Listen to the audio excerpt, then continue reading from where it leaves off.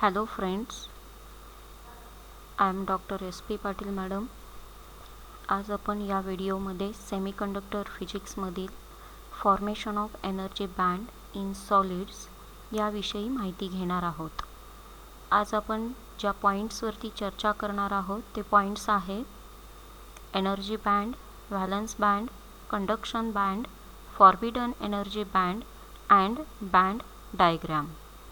So पहिल्यांदा आपण energy band म्हणजेच ऊर्जेचा गट याबद्दल माहिती घेऊयात. त्याची व्याख्या अशी आहे, the set of energy levels which are closely packed are called as energy bands. म्हणजेच असा ऊर्जा पातळीचा गट की जे जवळजवळ पॅक केलेले असतात त्यांना ऊर्जेचा गट असं म्हणतात. आकृतीमध्ये आपल्याला दिसून येईल, ही जी पहिली आकृती आहे त्याच्यामध्ये आपण सिंगल ॲटम घेतलेला आहे. त्यामध्ये आपल्याला एकच एनर्जी लेवल दिसून येते. जर आपण 5 ॲटम घेतले तर त्या 5 ॲटमचे 5 एनर्जी लेवल्स आपल्याला दिसून येतात. जर आपण नंबर ऑफ ॲटम्स म्हणजे जास्त प्रमाणामध्ये जर ॲटम घेतले तर हे जे एनर्जी लेवल्स आहेत ह्या वाढत जातात आणि एनर्जी लेवल्स वाढल्यामुळं त्या दोन एनर्जी लेवल्समधलं जे अंतर आहे ते कमी कमी होत जातं आणि ज्यावेळी आपण नंबर ऑफ ॲटम्स घेतो त्यावेळी त्यामधलं अंतर खूपच कमी होतं. म्हणजे ते आपल्याला डोळ्यांनी दिसत नाही एवढं ते कमी होतं आणि दिसताना जो बँड आहे किंवा तो जो एनर्जी लेवल्स आहेत त्या आपल्याला ह्या बँडच्या फॉर्ममध्ये दिसतात. त्यालाच आपण काय म्हणतो, एनर्जी बँड्स असं म्हणतो.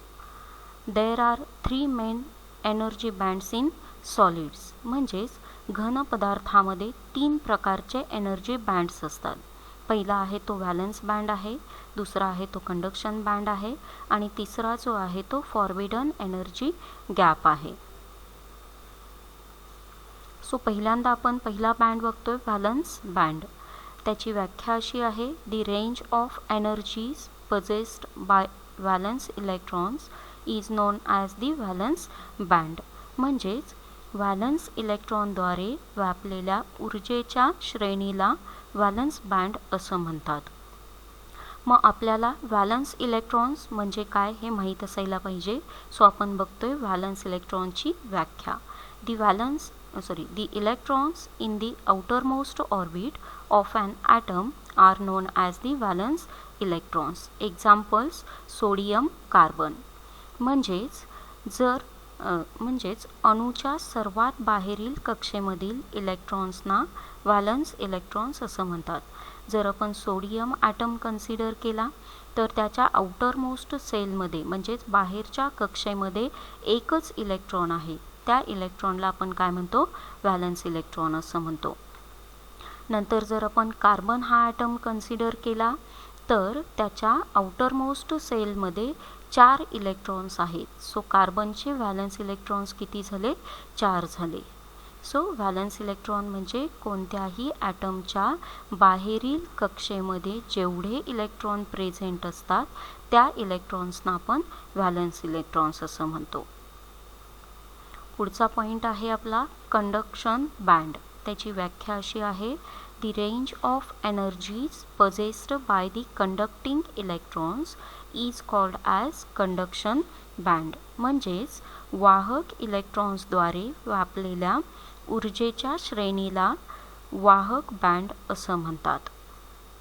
सो पुढचा पॉईंट आपण बघतोय, कंडक्टिंग इलेक्ट्रॉन्स म्हणजे काय. त्याची डेफिनेशन अशी आहे, the free electrons are responsible for carrying current in a conductor. Such electrons are called as conducting electrons. म्हणजेच कंडक्टरमध्ये प्रवाह वाहून नेण्यासाठी मुक्त इलेक्ट्रॉन्स जबाबदार असतात त्यांना वाहक इलेक्ट्रॉन्स असं म्हणतात. आकृतीमध्ये आपल्याला दिसून येतंय, हे जे ब्ल्यू कलरचे आहेत ते तुमचे फ्री इलेक्ट्रॉन्स आहेत आणि ते काय होतात, व्हायब्रेट होत असताना मूव्ह होतात आणि ते फ्लो झाल्यामुळं आपल्याला इथं करंट मोजण्याचं यंत्र आहे त्याच्यामध्ये करंट फ्लो झालेला दिसतो. म्हणजेच हे जे फ्री इलेक्ट्रॉन्स आहेत ते करंट काय करतात, वाहून नेतात. त्यालाच आपण त्याच इलेक्ट्रॉन्सना आपण काय म्हणतो कंडक्टिंग इलेक्ट्रॉन्स असं म्हणतो. Conduction band may be empty और पार्शियली फिल्ड विथ इलेक्ट्रॉन्स. म्हणजेच कंडक्शन बँड हा पूर्णपणे रिकामा किंवा अंशतः इलेक्ट्रॉन्सनी भरलेला असतो. ह्या पहिल्या आकृतीमध्ये आपल्याला दिसतंय हा जो व्हॅलन्स बँड आहे तो पूर्णपणे भरलेला आहे. हा जो कंडक्शन बँड आहे तो पूर्णपणे रिकामा आहे.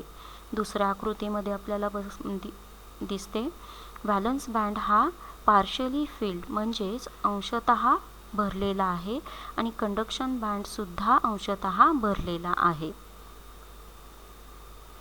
नंतरचा पॉइंट आहे आपला फॉरबिडन एनर्जी बँड.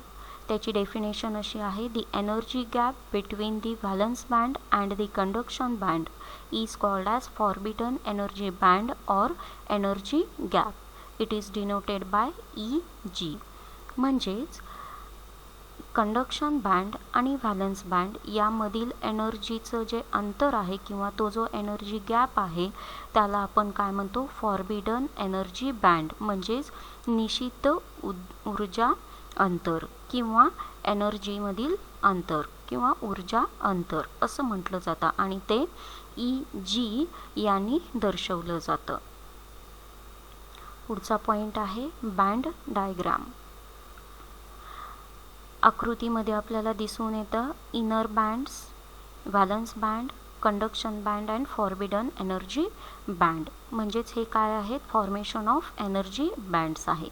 हा इनर बँड्स म्हणजे काय असतं तर सोडियमच्या इनर बँड्समधलं म्हणजे किंवा इनर ऑर्बिटमधलं म्हणजे आतले जे ऑर्बिट्स आहेत हे दोन त्यामधले जे इलेक्ट्रॉन्स आहेत ते कम्प्लिटली फिल्ड आहेत. म्हणजे पहिल्या कक्षेमध्ये 2 इलेक्ट्रॉन्स आहेत, दुसऱ्या कक्षेमध्ये 8 इलेक्ट्रॉन्स आहेत.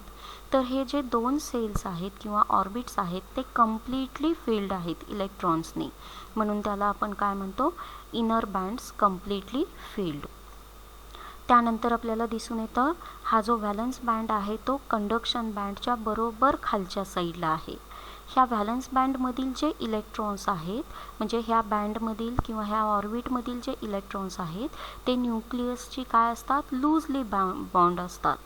त्यामुळं ते इलेक्ट्रॉन्स काय होत असतात हायली स्पीडनी रोटेट होत असतात. सो व्हॅलन्स बँडमधील जे इलेक्ट्रॉन्स आहेत ते फुल्ली और पार्शियली फिल्ड असतात. म्हणजेच पूर्णपणे भरलेले किंवा अंशतः भरलेले असतात. तसंच कंडक्शन बँड हा पूर्णपणे एम्प्टी म्हणजेच रिकामा किंवा पार्शियली फिल्ड असतो किंवा अंशतः भरलेला असतो. आणि ह्या दोन्हींमधलं जे एनर्जीचं अंतर आहे किंवा गॅप आहे त्याला आपण काय म्हणतो फॉरबिडन एनर्जी बँड किंवा एनर्जी गॅप असं म्हणतो. So according to band theory of solids are classified into 3 types. म्हणजेच आतापर्यंत जी बँड थेरी आपण बघितली सॉलिडची त्याप्रमाणे सॉलिड्सचे 3 टाइप्स पडतात. पहिला आहे तो कंडक्टर आहे, दुसरा आहे तो सेमीकंडक्टर आहे आणि तिसरा आहे तो इन्सुलेटर आहे. So in this video we have discussed about energy band, valence band, conduction band, forbidden energy band and band diagram. So in next lecture आपण कंडक्टर बद्दल माहिती बघणार आहोत. Thank you.